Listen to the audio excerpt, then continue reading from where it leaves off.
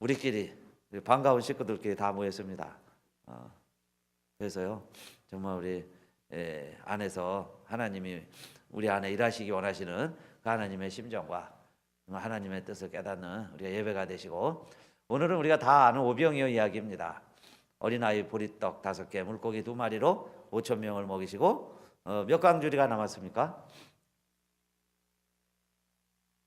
12강주리 남은 이야기, 이걸 통해서 하나님이 우리에게 뭘 말씀하실까 하는 거 한번 기대하시고 우리 함께 말씀을 나눴으면 좋겠습니다. 먼저 이 사건은 사복음서에 다 나와 있는 기사예요. 그만큼 모든 성서 기자들이 중요시 여겼다 그 이야기죠. 모든 복음서에 다 나오는 게 몇 개 안 되는데 바로 이겁니다. 마태복음 14장, 마가복음 6장, 누가복음 9장, 오늘 어디예요? 요한복음 6장. 모든 복음서에 다 나와 있다 하는 겁니다. 예수님께서 지금 베데스다 연못에서 그 38년 된 환자 고쳐주신 이야기 때문에 5장이 길어졌죠. 안식일 논쟁으로 시작해서 예수가 하나님의 아들이시다 하는 것까지 예수님께서 증언해 주셨어요. 그리고서는 이제 갈릴리 바다 건너편으로 가셨습니다. 그랬다가 다시 바다 건너오신 거예요. 디베라 바다에서 베세다 쪽으로 왔습니다. 그럴 때에 다시 큰 무리가 따랐다 그랬어요.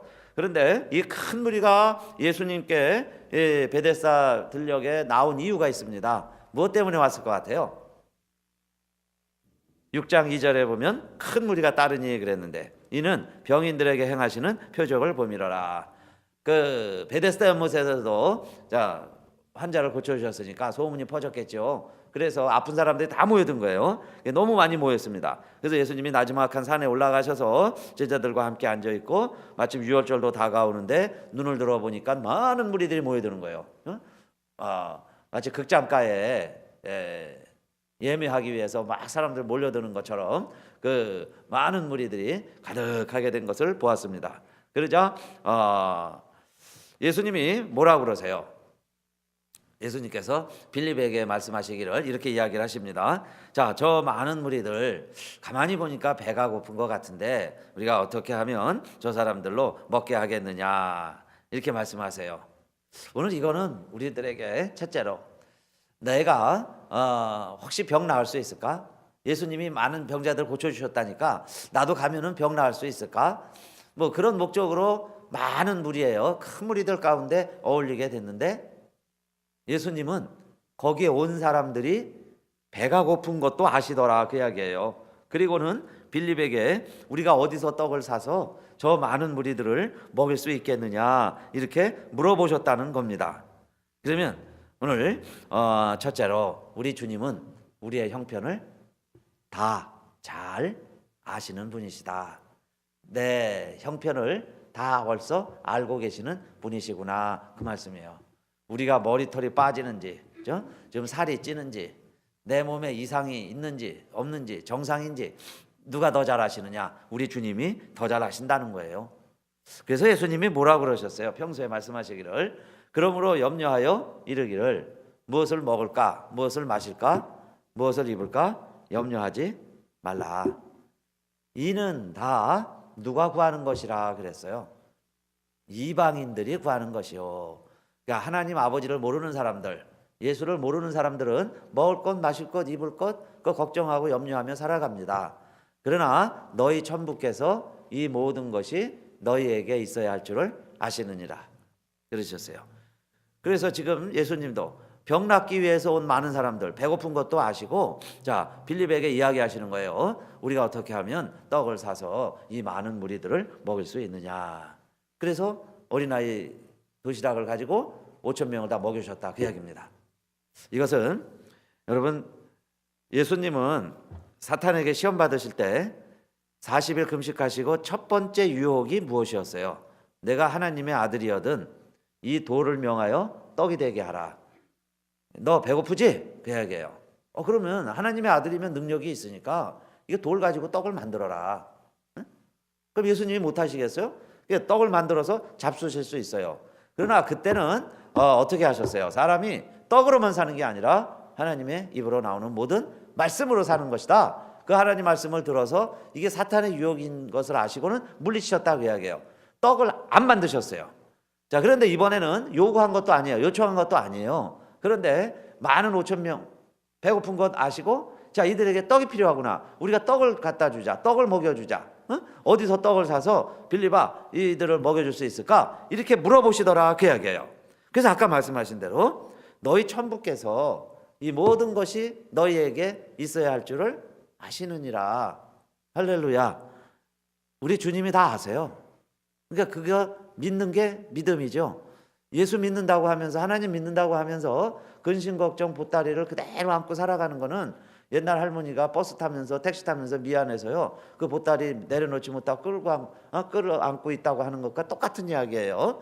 예수 믿으면서도 근심 걱정 염려 왜 그러고 살아가느냐 그 이야기예요. 그래서 우리는 첫째로, 자, 우리의 형편을 잘 아시는 주님이니까 내가 어떤 목적으로 주님께 나왔든 상관없어요. 병 낫기 위해서 왔어도 배고프면 고쳐주실 거예요.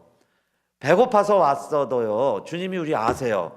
그래서 우리의 몸에 육신의 질병이 있으면 우리 주님이 우리의 육신의 질병도 해결해 주신다고 믿습니다. 다 아신다 그 이야기예요.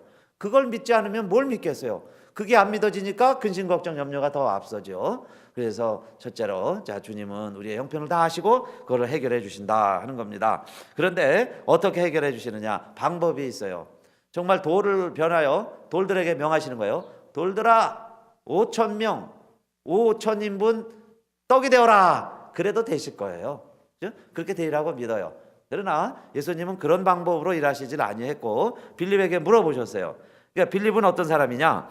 지금 보아하니까 뭐 대충 계산이 빠른 사람이에요. 한 5천여 명 되는 것 같고, 이들의 떡을 살려면 한 200데나리온. 1데나리온이 어느 정도라 그랬죠? 우리 200데나리온과 1만 달란트 차이 설명할 때 여러 번 했는데, 뭐 새벽에 했는지 우리 금요일 날 했는지 몇 번 했어요. 데나리온은 하루 품삯이에요. 하루. 요즘으로 말하면 한 100불 될까요? 그런데 5천 명을 먹이려면은 200데나리온이 필요하다. 그러면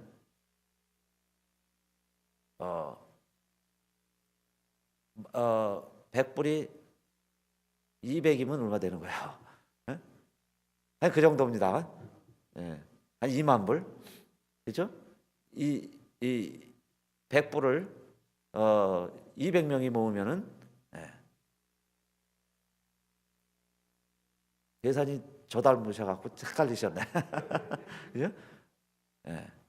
그 200데나리온이니까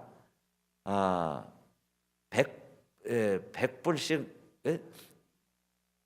100불씩 모아도 그죠? 한 2만 불은 돼야 되겠죠. 요즘으로 생각하면.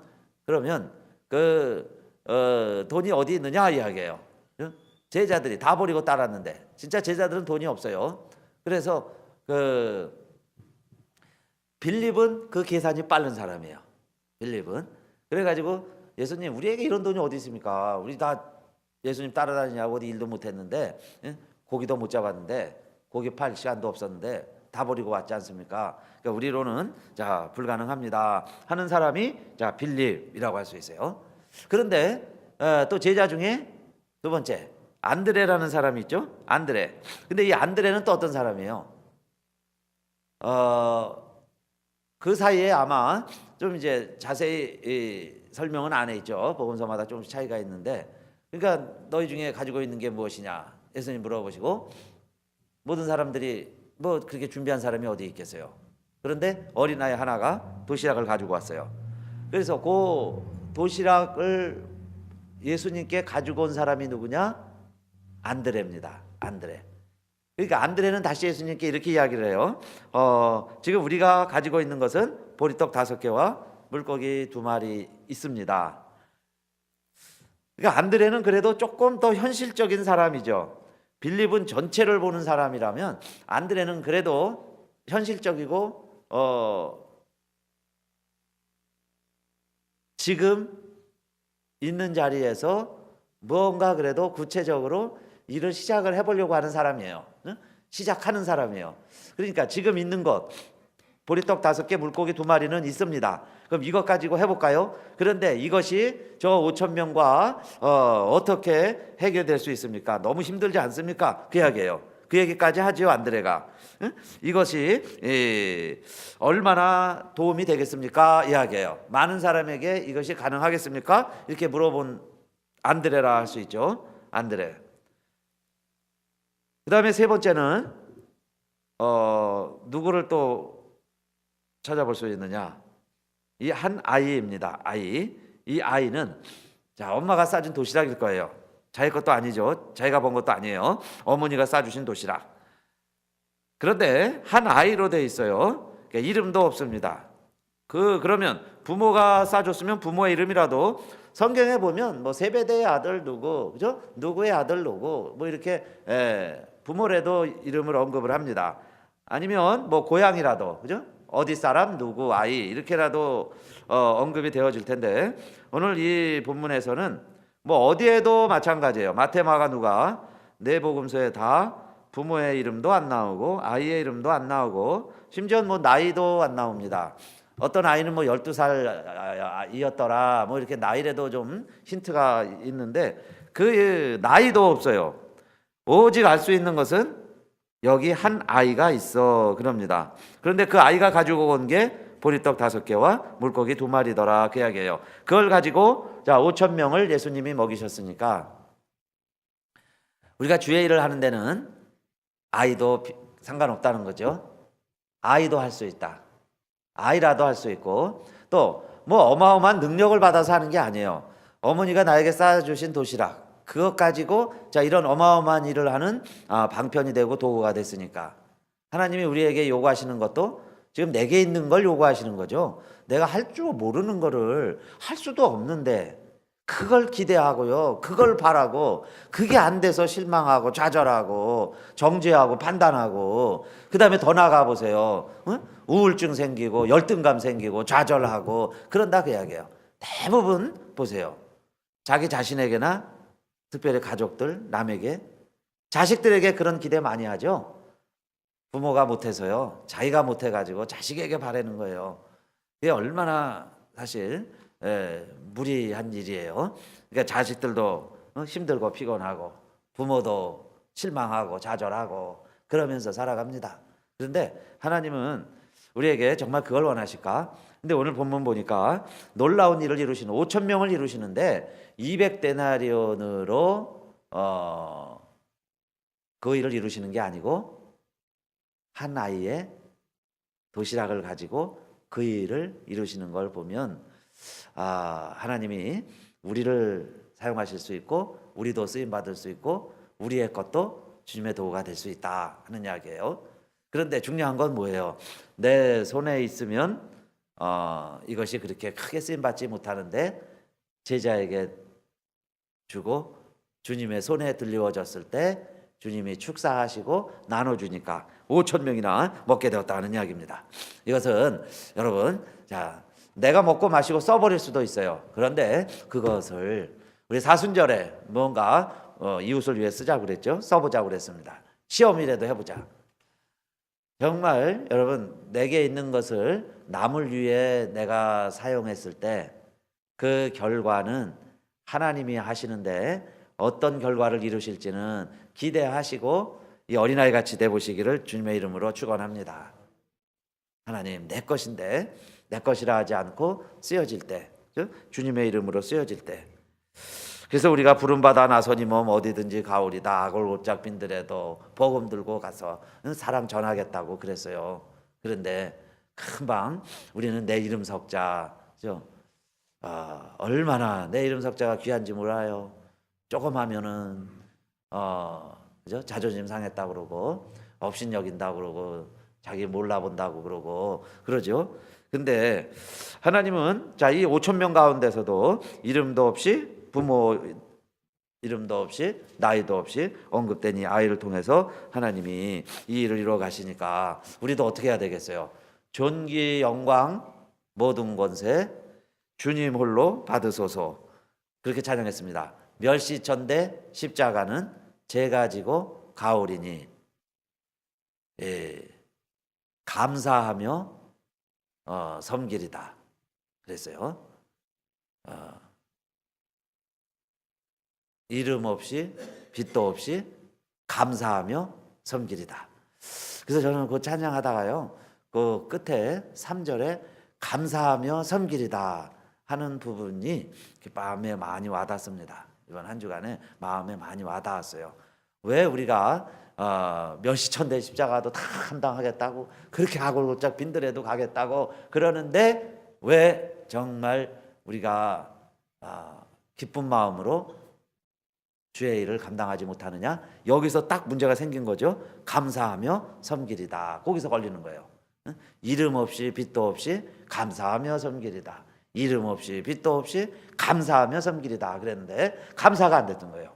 그러니까 이름이 자꾸 나타나야 되는 거죠. 내 이름이 좀 알려져야 되고 내가 했다는 게 좀 남이 알아줘야 되고 아무도 없는데 혼자 하면 뭔가 섭섭해지고 괜히 서운해지고 시험 들었다고 그러고 시험 들라고 그러고 그래진다 그 얘기예요.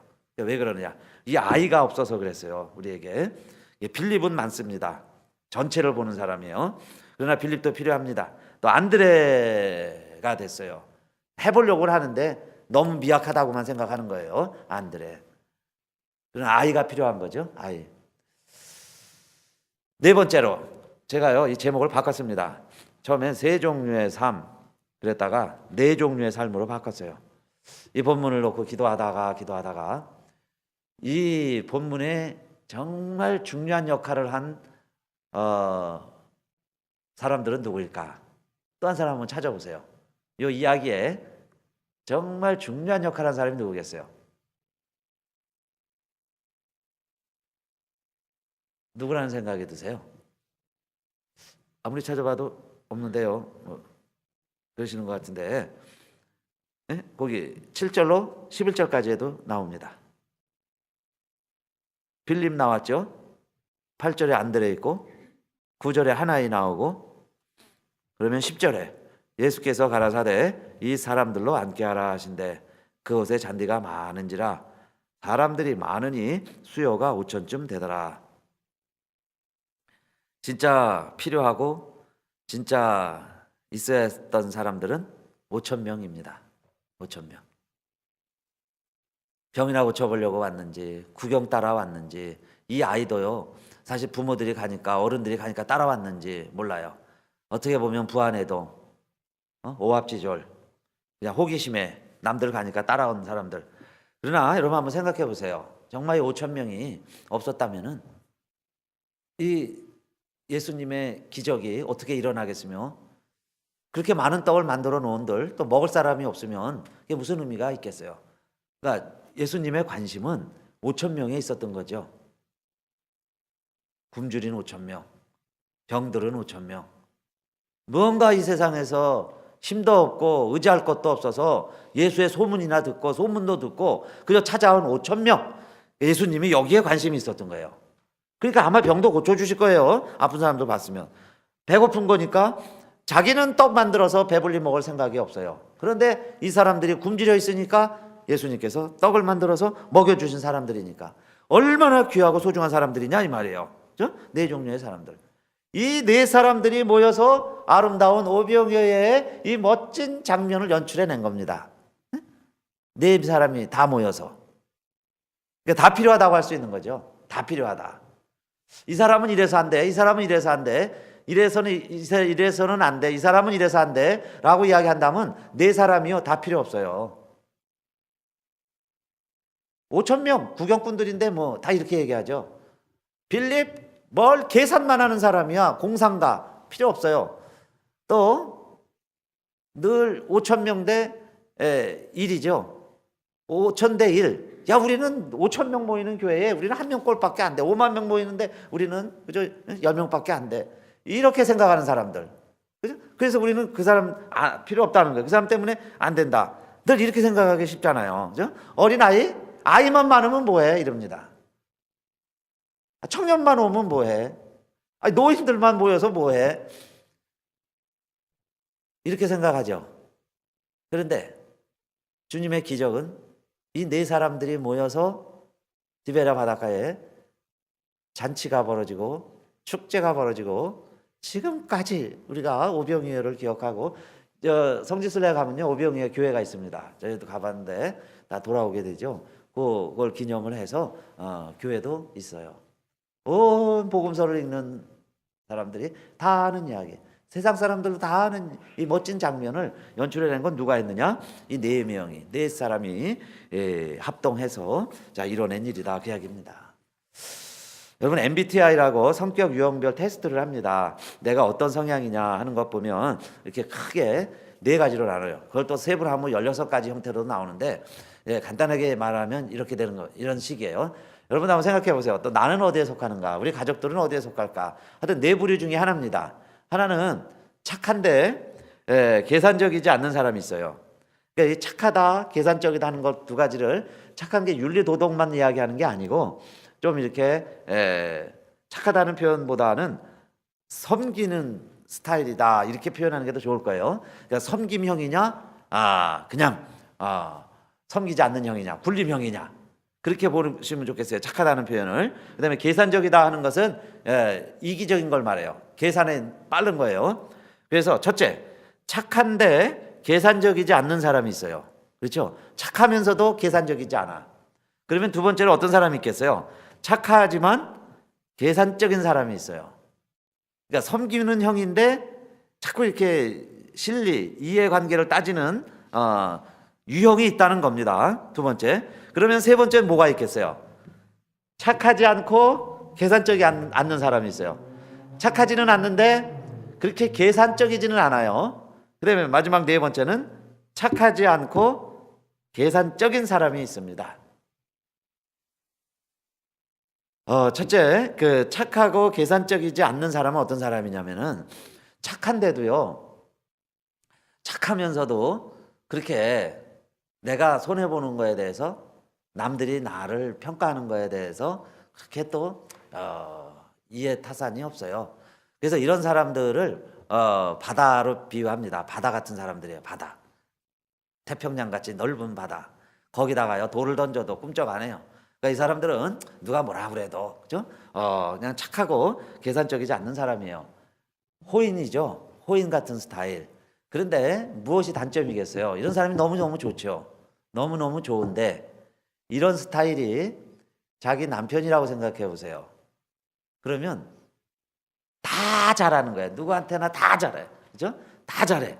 그리고 좀 사람이 억척스럽게 어느 때는 좀 아금박지게 노력도 하고 성공도 하고 남들처럼 출세도 하고 막 진급도 하고 돈도 더 잘 벌고 막 이래야 되는데 이런지를 못할 수 있어요. 그러니까 아내 입장에서는 좀 불평일 수 있죠. 모든 사람을 다 좋아하는데 자기가 없어요. 자기 걸 챙기지를 못해. 그러나 또 이런 사람들이 있어야죠. 바다 같은 사람. 그 다음에 두 번째, 착한데요 계산적인 사람이 있어요. 그러니까 이런 스타일은 암탉으로 비유합니다. 암탉 있죠. 닭이 알을 품는 거예요. 내 새끼니까 울타리가 있어요. 이 사람들은. 그러니까 물론 섬기는 건 똑같은데 바다가 아니에요. 내 울타리 안에 들어와야 돼요. 내 안에 울타리 안에 있는 알들은 얼마나 품어내는지 몰라요. 알이 부화될 때까지 따뜻하게 품습니다. 그러나 울타리 밖에 있는 건요 발로 내차요. 부리로 쪼아냅니다. 쪼쪼쪼쪼 쪼아서 깨야 돼요. 남의 것은. 그러나 내 안에 있는 것은 그렇게 품는 사람이에요. 이게 계산적인 사람이죠. 그래서 여러분 이런 사람도 필요한 거예요. 특히 이런 사람이 내 가족이라고 생각해 보세요. 내가 그 품 안에 있는 알이라고 생각하면 너무너무 고마운 거예요. 이런 사람이 있어야 합니다. 교회도 있어야 되고 공동체도 있어야 돼요. 우리 교회 이익을 위해서요 무언가 좀 이렇게 좀 지혜를 짜내고 좀 뭔가 순발력이 있고 앞장서는 사람들이 좀 있어야죠. 전부 바다 같으면 또 교회 일은 누가 하겠어요. 그런데 이런 성격의 단점은 그 사람과 이해관계가 어긋나게 되면 그죠? 밖에 있게 되면 그 이야기예요. 힘들어지고 어려워질 수도 있고 이런 스타일이 또 스스로도 상처를 많이 받는다고 그래요. 왜냐하면 늘 품어줬는데 훗날 결과를 보면요 부화돼서 날아가 버려. 그럼 날아가 버리면 아까 1번처럼 계산적이지 않는 사람은 상처가 안 돼요. 그럼 내가 뭐 품어줬으니까 그래서 자라나서 날개가 달아서 날아가 버렸으니까 감사해. 이런 마음을 가지면 되는데 계산을 하는 거예요. 내가 얼마를 품었는데, 내가 얼마를 도와줬는데, 이 계산이 되니까 자기 자신에게도 상처가 되는 거예요. 그렇죠? 그러면서 그 말들이, 표현들이 또 오히려 은혜를 입은 사람에게 또 상처가 될 수가 또 있죠. 그 장단점이 있는 거예요. 그러니까 내가 그 안에 있을 때는 유익한 도움이 되는데, 그렇지 않으면 본인도 상처, 다른 사람에게도 상처가 됩니다. 착하진 않지만은 계산적이지 않는 사람은 어떤 사람일까요? 그러니까 착하지 않는다는 건 다른 사람과의 이게 얽히고 설키고 섬기고 이런 거 싫어하는 거예요. 나 홀로 살아가는 거예요. 연결되기 싫어. 사람들과 사귀는 거 싫어요. 상처받기도 싫고 말 섞기도 싫고 돕지도 않아요. 도움받지도 않고. 그런데 계산적이지 않으니까 그런 사람들과의 관계에서 뭐 실망하지도 않아요. 그리고 서로 봐도도 안 되고. 그래서 이런 사람의 모습은 하늘을 멀리 높이 날아다니는데 홀로 날아다니는 새 같은 사람들이에요. 홀로 멀리 날아다니죠. 그래서 잠깐 힘들면 내려오는데 그것도요, 둥지를 틀고 이웃 새들과 함께 지내는 게 아니에요. 나무 가지 끝에 살짝 다리를 대고 잠깐 쉬었다가 금방 또 떠나는 거예요. 그런 새들 있죠. 어디에도 인벌브 안 하고 잠깐 쉬었다가 또 활활 날아가요. 하늘 높이 활활 날아다녀요. 이런 스타일도 있습니다. 그죠? 우리 가족에도 보세요. 교회 안에도 있어요. 그러니까 이런 사람들은 별로 상처를 받지는 않는데 뭐가 단점이냐면 정말 외로울 때 친구가 없죠. 같이 비벼주고 같이 내가 힘들 때 찾아가고 그러면 같이 맞아주고 같이 잠잘 수 있고 그런 둥지는 없어요.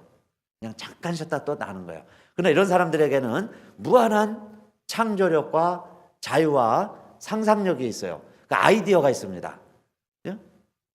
우리도 그렇죠.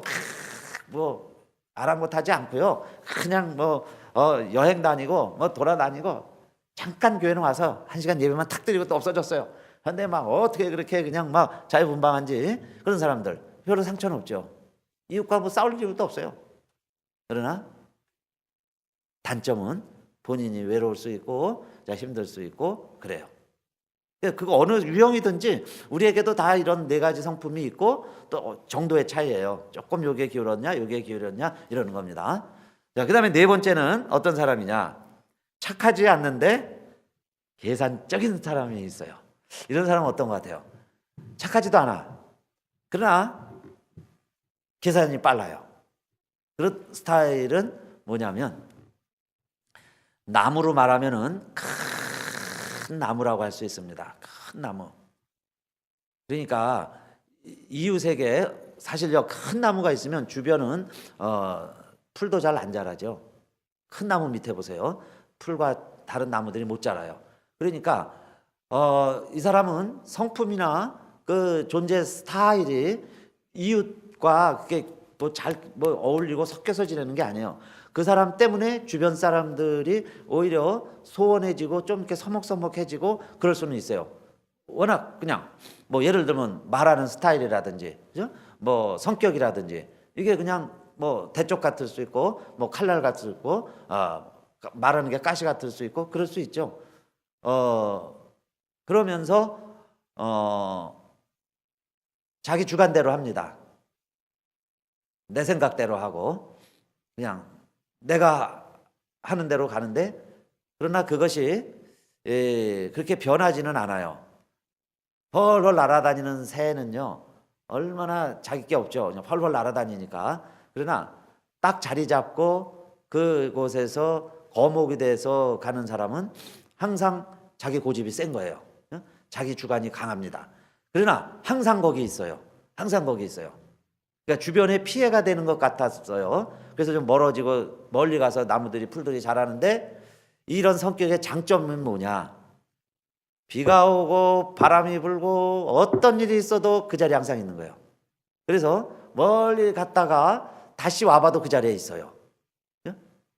다른 사람은 다 떠난 것 같은데 그래도 거기에 뿌리 내리고 있는 스타일이 누구냐? 바로 이 네 번째 스타일입니다.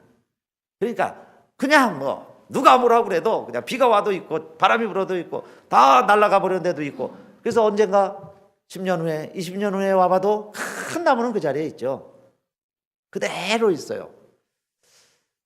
그러니까 이런 스타일도 교회에 필요한 거예요. 그죠? 평소에는 도움이 안 되는 것 같고 오히려 이웃에게, 교우들에게, 교회에, 가정에 피해인 줄 알았는데 어느 날 보니까 그 나무가 그대로 그 자리에 있어요. 그런 것도 필요하죠. 그런 모습이 그립죠. 네 가지. 그래서 여러분, 어떤 스타일이 좋은 것 같아요? 그리고 어떤 스타일이 나쁠까요? 어떤 성격이 바람직하고, 예를 들면 내가 어떤 스타일이며 또 나는 어떤 스타일의 친구를 더 좋아하며, 또 예를 들면은 관계가 악화되면 어느 스타일이 제일 우리에게 힘들게 하고 피해가 될까? 그죠? 내가 제일 좋아하는 건 또 보며 제일 나에게 또 해가 될 스타일은 뭘까?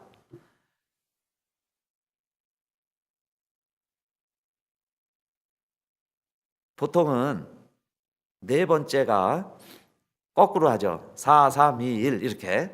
네 번째가 제일 나쁘고 내게 큰 해가 되고, 제일 좋은 건 1번이다. 바다 같은 사람들 있죠. 착하고 본인도 상처 안 받고 그럼 얼마나 좋겠어요. 그런데 착하지도 않고 계산적이지도 않고 계산적이고 그러면 얼마나 이웃과 자신에게 힘들까, 그런 생각을 하는데, 이 유형을 연구하는 데서 발표를 하고 통계적으로 이렇게 제시하는 그 결론은 이겁니다. 본인도 힘들고 주변 사람들도 힘들어할 수 있는 것은 뭐 같아요? 1, 2, 3, 4 중에 2번이라는 거예요. 2번. 2번은 뭐냐면 착한 것 같은데 계산적인 사람. 겉으로는 착한데 속으로는 자기 실리를 취하는 사람이 본인이 상처가 돼요. 너무 힘든 거예요. 그리고 주변에서도 쉽게 실망을 합니다. 왜냐하면 3번, 4번은요, 의외로 평소에 섬기지 않는 스타일의 사람들은 사람들이요 그렇게 생각을 합니다. 그래서 그들이 혹시 실수하거나 나와 관계가 틀어져도 그는 그러니까 평소 그랬던 사람들이야. 그래서 별로 상처를 안 받는다는 거예요. 그런데 2번이 그렇죠. 그 사람이 그렇지 않았는데 이기적인 게 드러나고 계산적인 게 드러날 때 실망을 하는 거예요. 근데 여러분, 사람은요 이기적인 게 돼 있어요. 이기적인 마음이 있습니다. 자기를 사랑하지 않으면요 존재가 안 되니까. 하나님 만들어준 본능 중에 배고프면 먹는 거 어떻게 보면 이기적이죠. 추우면 옷 껴입어야 돼요. 그죠? 그게 다 이기적인 겁니다. 자기 몸을 위하는 거예요. 그래서 생존하게 돼 있어요. 졸리면 자야죠. 그걸 누가 뭐라고 그래요? 그죠? 여러분도 예배 시간에 졸리면 자는 거예요. 그걸 누가 뭐라고 그래요? 그 본능인데. 그러나 그 계산적이고 착하지 않았던 사람들은 그래도 상관이 없는 거예요. 그러나 그렇지 않게 여겨졌던 섬기는 사람, 착한 사람이 계산적으로 나오고 그걸 딱 발견했을 때 사람들이 의외로 실망을 하죠. 그러니까 여러분들도 때로는요 3번처럼, 그러니까 너무 우리 교인들이, 대부분의 한국 교인들은 2번 유형에 속하게 돼 있어요. 교회에 다니면 어렸을 때부터 넌 교회 다니니까 착하게 살아, 착하게 살아 이렇게 들어왔다 이거예요. 교회에서 늘 듣는 얘기가 그거 아닙니까? 착하게 살아라. 그러니까 착하게 산다고는 했는데 여러분이나 저도 마찬가지예요. 자기 이기적인 게 왜 없습니까? 내 이기적인 게 있다 이야기예요. 그러면 그것이 잘못 드러나기 시작을 하면 그 다음엔 아우성이 되는 거예요. 그게 상처라고 그러는 거예요. 그런데 이런 유형을 하는 이유는 뭐냐? 이게요 누구에게나 다 이런 성향이 있다는 거예요. 그죠? 다 내게도 네 가지 성향이 다 있습니다. 그래서 한편은 그런 게 필요한 거예요. 좀 훌훌훌훌 털어버리고, 그죠? 하늘 높이 나는 새처럼 그렇게 한번 마음을 가져보는 거예요. 또 바닷가도 왜 갑니까?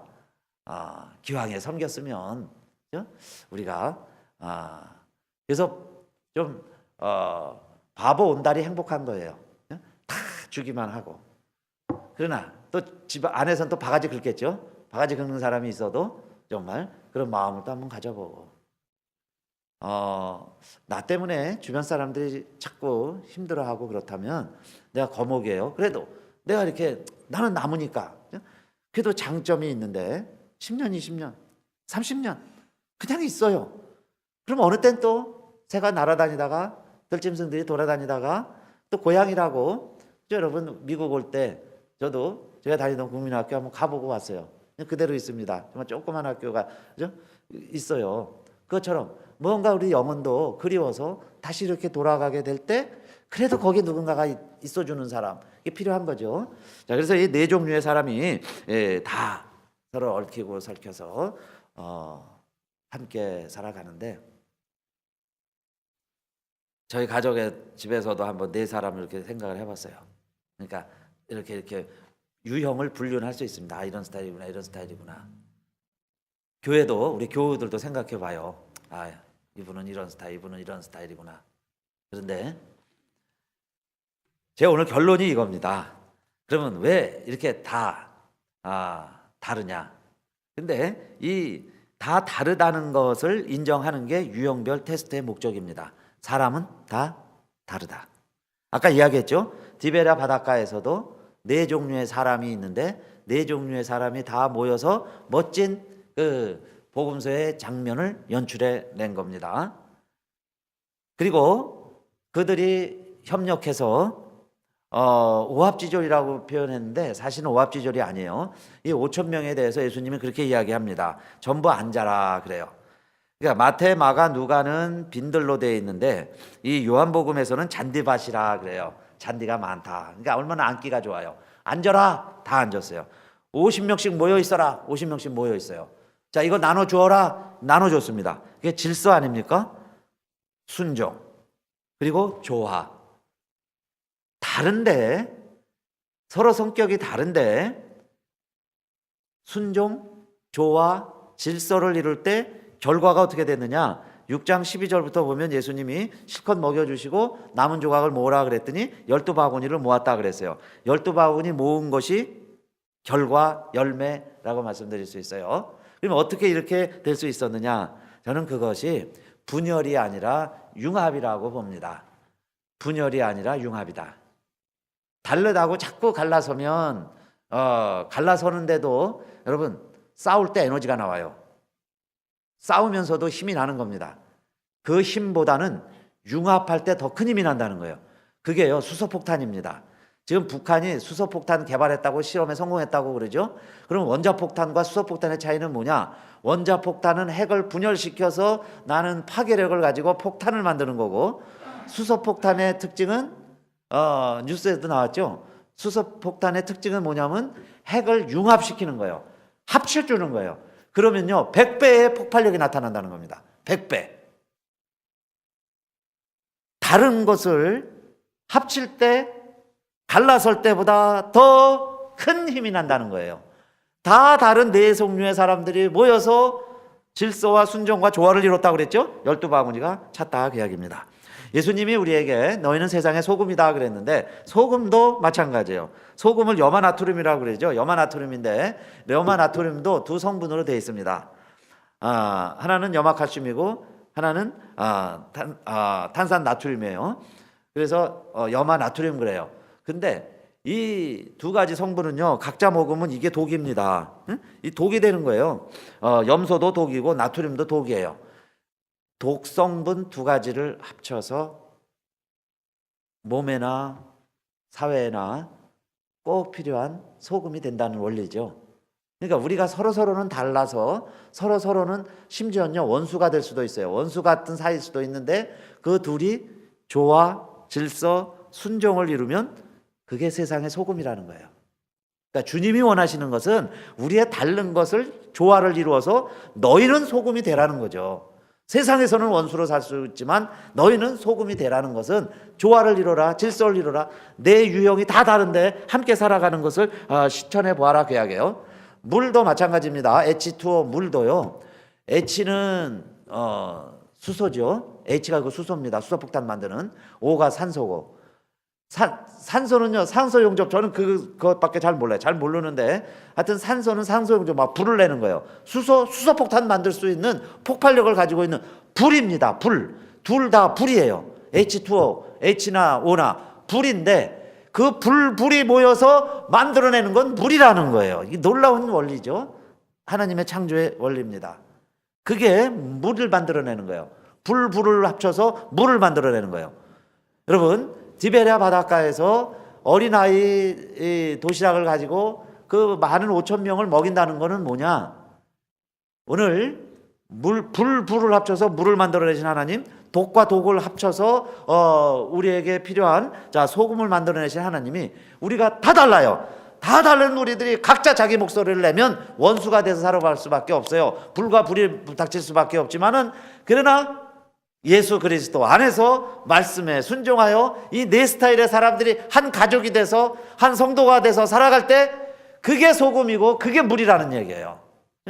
물이 되라는 게 뭐예요? 이렇게 살아가라는 겁니다. 다른데 너는 왜 그래? 너는 좀 이렇게 돼, 나같이 돼, 이렇게 할 수 없어요. 근데 여러분 보세요. 네 가지 스타일 우리에게 다 필요하지 않습니까? 바다도 있어야 돼요. 바다만 있으면 어떡합니까? 암탉처럼 자기 새끼 품어주는 사람이 있어야죠. 자기 거 챙겨주는 암탉도 있어야 하고, 때로는 좀 우리도 먼 세상 좀 다른 것 볼 수 있는 그런 것을 보고 와서 이야기해주는 또 멀리 나는 새도 필요하고. 여러분요, 다 날라만 다니면 또 어떻게 하겠어요? 누군가가 여기가 내 구루터기고 여기가 자기 고향인 줄 알고 여기가 내 뼈 묻을 곳인 줄 알고 여기서 큰 거목이 돼가는 사람이 그래도 몇천이 있어야 그게 숲이 되는 거 아니겠어요? 네 사람이 다 필요한 거죠. 그래서 저는 오늘 우리에게 오병이의 기적 다 아는 말씀인데, 하나님이 우리에게 필요로 하는 것은 네 사람이 다 필요하다는 겁니다. 12명의 제자 가운데도 세리 마태가 있었고 열심당원 시몬도 있어요. 여러분, 마태 세리와 열심당원 시몬은 원수 중에 원수입니다. 시몬은 젤로 땅이에요. 젤로 땅은 폭력을 써서라도 이스라엘을 로마로 독립을 시켜야 되는 사람이고, 세리는 세금을 걷어서 로마에 갔다 세금 바치는 사람인데 원수가 아닙니까? 원수. 그런데 주님 안에서 한 제자가 되어서 세리 마태와 시몬 유다가 주님의 일을 함께하고 있습니다. 오늘 저희 교회와 우리 가족도 그래요. 가정도 부부간에 완전히 파이하여 다를 때 더 부부가 파워풀하게, 더 행복하게, 더 멋지게 살아가는 경우들 많이 봅니다. 성격이 같으면 좋겠지만은 지루하죠. 지루하다고 여길 거예요.